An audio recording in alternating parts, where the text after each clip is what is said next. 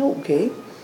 My name is James Payan, and everybody calls me Jim, so we won't get too formal. I was born in Anaheim, California, a long time ago, and I went to Valencia High School in Placentia and graduated from there in 1955.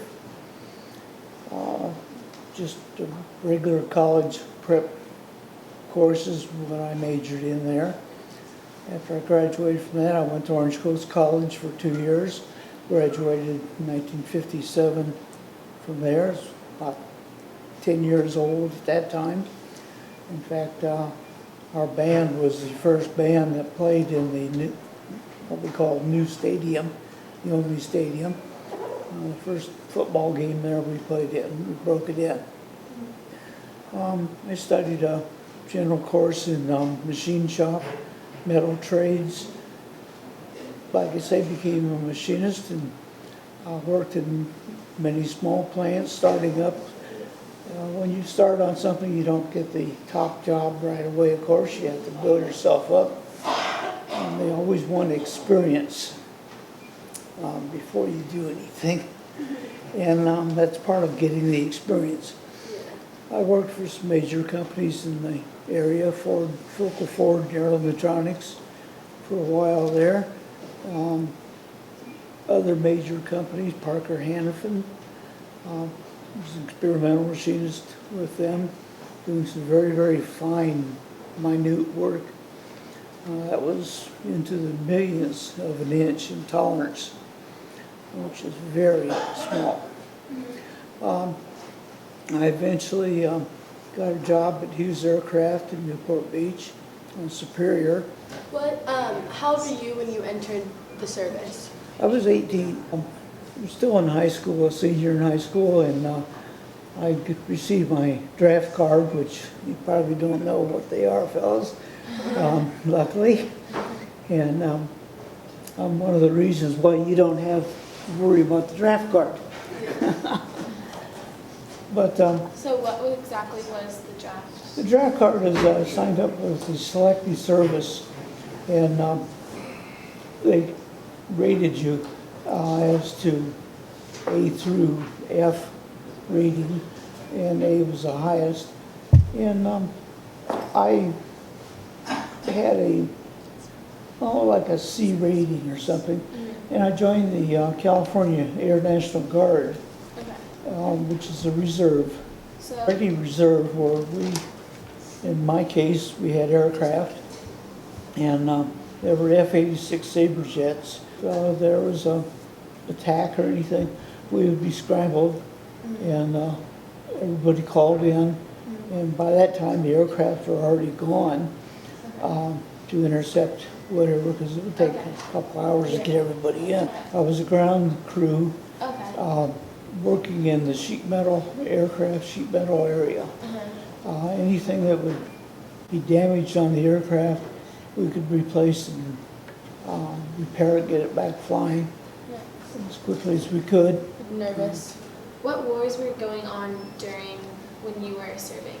It was a Cold War, like I mentioned, Right. and a Cold War is not a active Yeah, it wasn't. shooting war. Right. It's the Russians all this time was building up, and they would counter us, we'd counter them with various achievements in the military and space and so forth. And so we were ready for them, and everything. Of course, the Air Force itself built up a lot of long distance bombers and fighters, and they improved the fighters a lot. In that time, each year there was a new fighter or two coming out that got us to where we are today. Yeah. New technologies. How was it like adapting to military life? Well, that was the thing. We went through when I first enlisted. We got our clothing issues and duffel bags and stuff, and went through basic training for 8 or 12 weeks. What'd you do in training also? Well, we learned how to march, which may seem strange, but sometimes we marched in the correct direction, other times we didn't. And that's all part of learning. And learn military codes of justice, the laws, how they pertain to us, what we could do, what we couldn't do. If we did something wrong, we could be court-martialed, which is for a trial of either just officers or mixed officers and non-commissioned officers to get your punishment, which may be strip your ranks off, start over again, and it keeps you honest. That. Yeah. Where exactly did you train? I trained in Ontario Airport. Okay. We had a base there, had a hangar with several buildings supporting it. We had all of our equipment in there. The hangar was to work on the aircraft inside.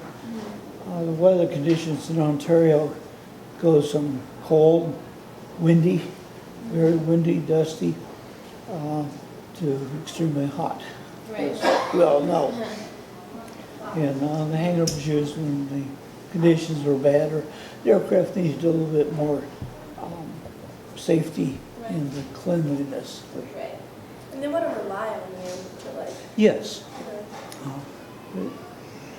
Everything we did was inspected by higher ups, mainly our bosses, we call them, our sergeants. They would go through and double check everything. We'd have to learn how to rivet the sheet metal on, how to originally space how far the rivets are apart, all the way through, and properly install them. I did a lot of work inside of the engine housings. Being I was small, I was lucky that I could crawl into them. When they took an engine out, there's a big vacancy in there. Oh, it's maybe so big around. And that was lined with stainless steel because of the afterburner and the heat of the engine. Are you still in contact with any fellow veterans? Yes, I am. I'm in a veterans organization called the Freedom Committee of Orange County. And they meet in Costa Mesa at the neighborhood hall down there, senior hall. And once a month, and we're with all sorts of military personnel. The only requirement is you have to be discharged from branch of service honorably. How did your service and some of your experience affect your life? Very profoundly positive, because I let it be that. I didn't have one of these jobs that was an easy job like loading machine guns. That was glorious, dangerous.